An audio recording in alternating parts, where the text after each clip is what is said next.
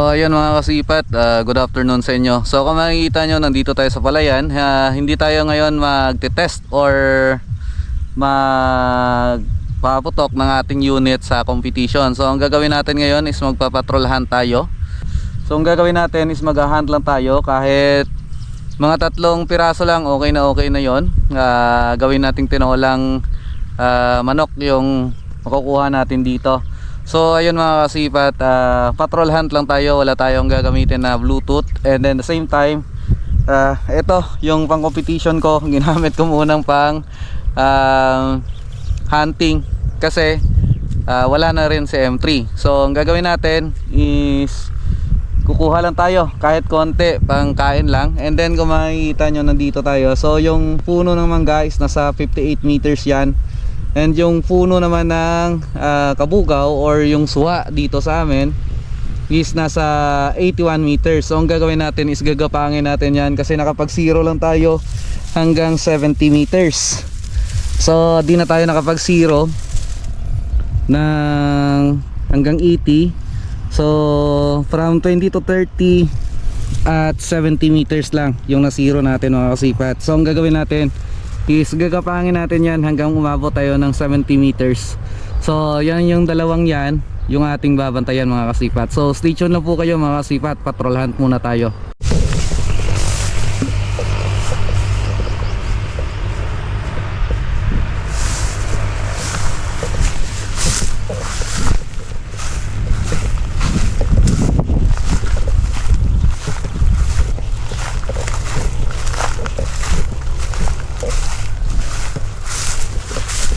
So ayun mga kasipat, dito lang muna tayo kasi merong target doon sa taas ng suha. So try natin kung makukuha natin. And then range finder lang natin kasi kanina nasa 80 meters, kaso lang dumiretso tayo dito. At meron din doon sa puno ng langka, pero ito muna yung unahin natin. So 62 meters. At yung sa puno ng langka naman is 45 meters. So okay na to. Try natin muna yung 62 meters mga kasipat. So nakapag 0 na rin naman tayo eh. So subukan na natin.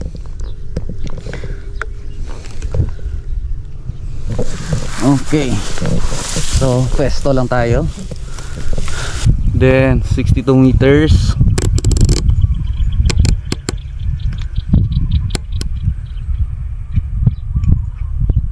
Ayan.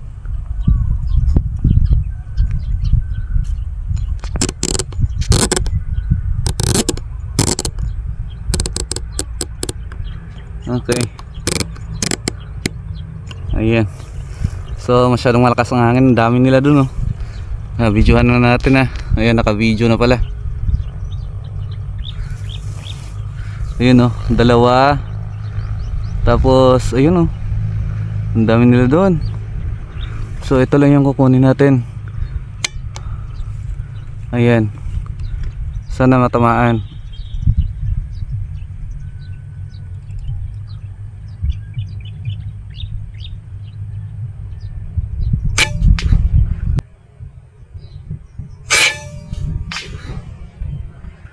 Ayun, 1 down mga kasipat. Okay, isa pa lang. So sana makakuha pa tayo kahit 2 lang. So dito lang muna tayo, standby lang muna tayo dito. So ayun mga kasipat, nakakuha tayo ng isa doon sa puno ng suha. At wala na atang dumadapo doon. So ang gawin natin, ayun may dumapo pa. Ayan, meron. So ito, 2 dyan oh. So kunin natin yan, nasa 42 meters yan. So ayan, may 2, mag-partner siguro ito mga kasipat. So kunin na natin. Recording. Diyan, ayan oh. Yan 2. Kaso maliliit pa. Wag na natin kunin yan mga kasipat, ang liliit. So yan po ay mga Sibradab. Pero di natin kukunin yan kahit 2 pa yan kasi naliliitan ako. So kukuha lang tayo yung mga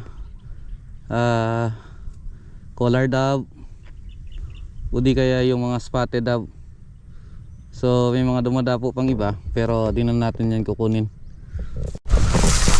So parang wala na masyadong dumadapo, kaya puntahan na natin yung ating nakuhang isa na red dove. Kasi patrol hunt yung habol natin.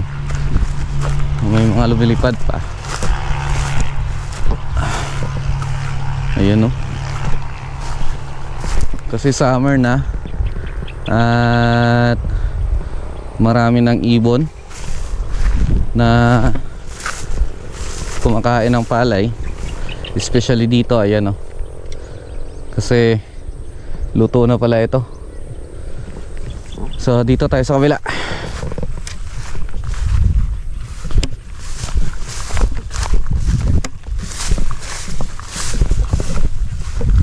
Wala pa tayong miss mga kasipat. Maganda talaga kapag naka data ka na, kasi kahit wala kang bluetooth, at sample pares nyan, naka data tayo at 62 meters napatamaan natin, kahit hanggang 70 meters lang yung na data natin.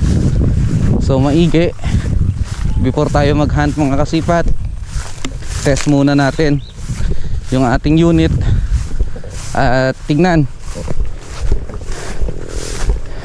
discobrehin natin, lalo na sa mga PCP, sa mga baguhan, kung ilang FPS ba yung ating pagtutok. At the same time yung pagdidata.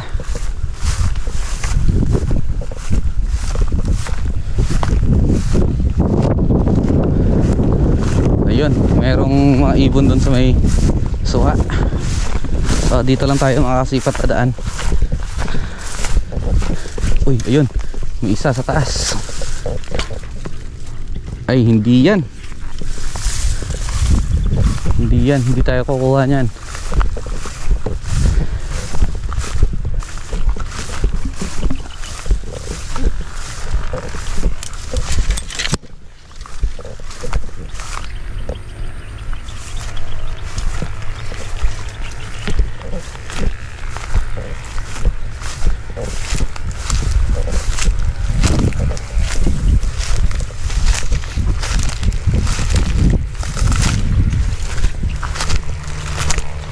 Uy, lumipad.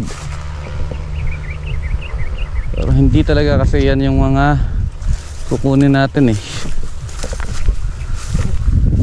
So sige lang.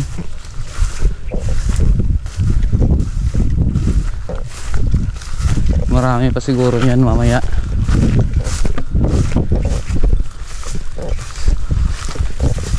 So nandito to kanina. Yan dito. Hanapin lang natin. Parang nandito yung kanina eh. So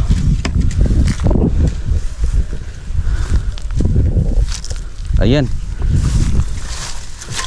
So eto mga kasipat, first soli natin. Ayan. Ayan. So one down. May pang ulam na tayo mamaya, kahit isa lang. Pero dagdagan natin ito. Dagdagan natin mga 2 piraso. Okay na, okay na.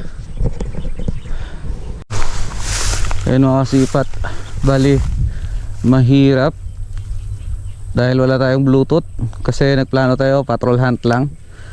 Kaya medyo wala nang dumadapo kasi pinulot natin yung kuha natin dyan.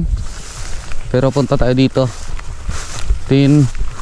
Dito tayo tatambay sa may puno ng suha or doon sa kabila. Gawin nating cover,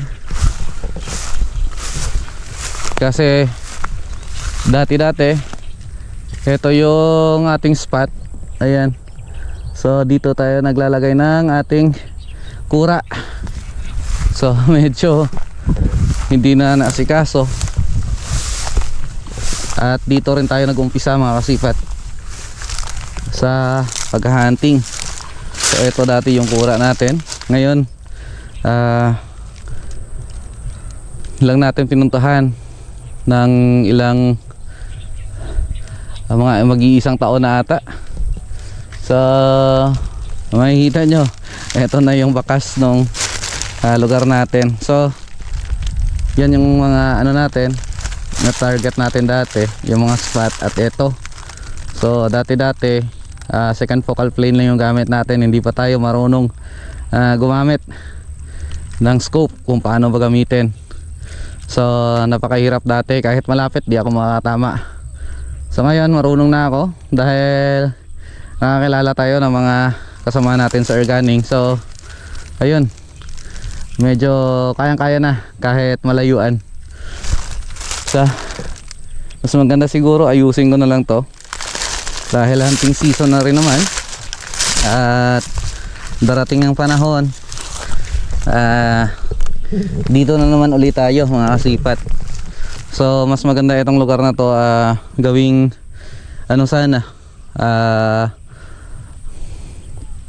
target range dahil dito is may ilog, and then papunta dito yung hangin. Malakas dito yung hangin mga kasipat, pero di na natin kasi ito napupuntahan eh.